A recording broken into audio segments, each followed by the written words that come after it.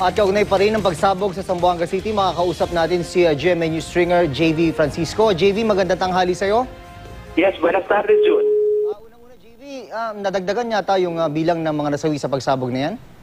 Actually, naging sa report ng ating Zamboanga City Police, umabot na ito ng mahigit 54 na wounded na sugatan sa nangyaring pagsabog doon kahapon sa Barangay Giwan at 2 ang kumpirmadong namatay doon sa insidente. Yung pangalawang biktima ay nakilala na?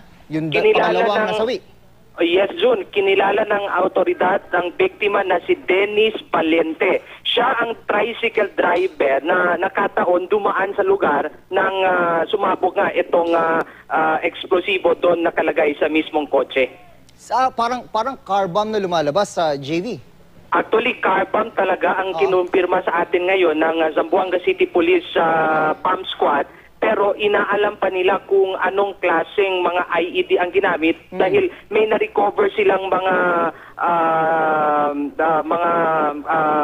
ilang ebidensya doon gaya ng mortar, pero aalamin pa nila kung galing sa 80mm o 81mm or 60mm mortar ang ginamit nga doon sa car bomb na yun, June. Sino ang tinutumbok ng mga suspect dito ng mga otoridad, JV?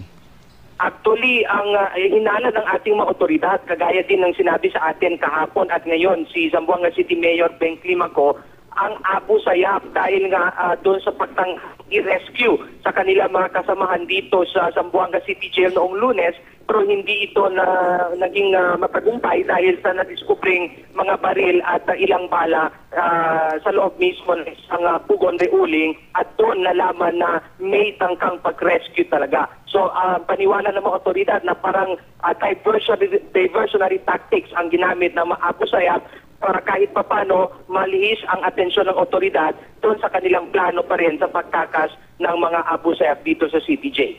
May nahuli na, JV? May pinupursu ng mga grupo, ng mga suspect?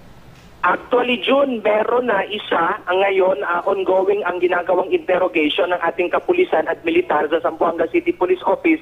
Pero hindi muna inilabas sa atin yung mismong pangalan at taga saan ang mismong suspect dahil na rin sa ginagawang interrogation ng ating otoridad, June. Yung pagsabog ay cellphone detonated, JV? Actually, yun ang tinitingnan nila ngayon dahil may recovery ilang mga fragments ng cellphone at baterya doon sa mismo lugar, June. At yung mga nasa ospital, kumusta ang lagay nila? May mga critical ba? Sana naman wala, no?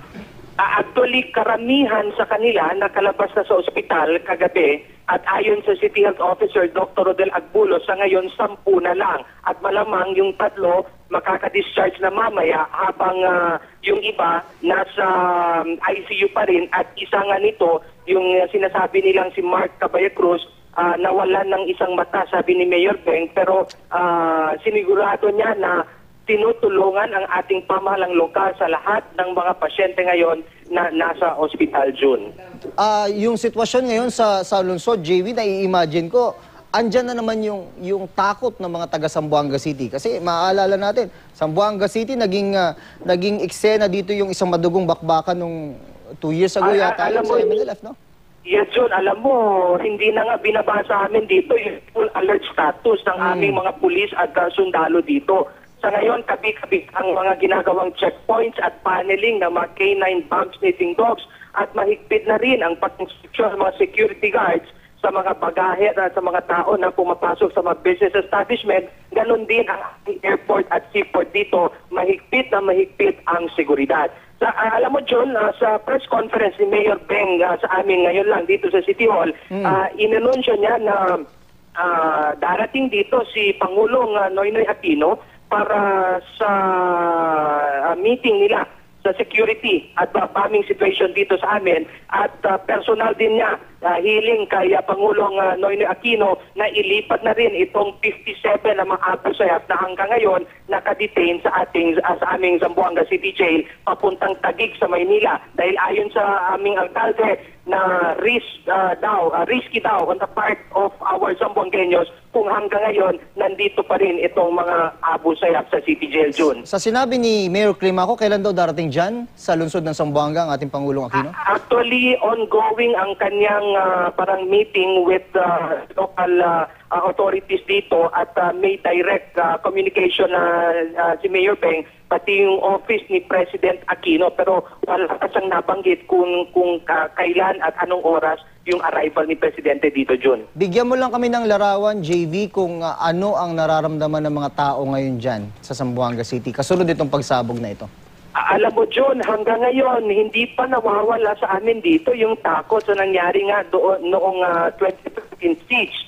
Kaya kahapon, nung narinig nila na may malaking sumabog na doon sa may barangay Giwan, lahat, kahit yung mga magulang, tumagpo sa mga paaralan at sa pilitan kinuha yung ilang mga bata nila, yung may estudyante nila doon at inuwi na dahil na rin para kahit papano sabi nga nila na hindi na raw masangkot at madamay pa kung may mga secondary explosion or anumang mga kaganapan na related doon sa nangyaring pagsabog kahapon.